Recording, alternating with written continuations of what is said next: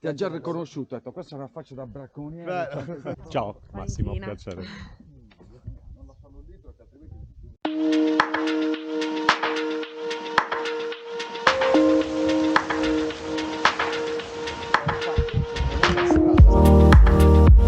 Ciao Ciao. Massimo, Alessandra, piacere. piacere. Ciao, sono Massimo. Elisabetta, Ciao piacere. Massimo, ciao.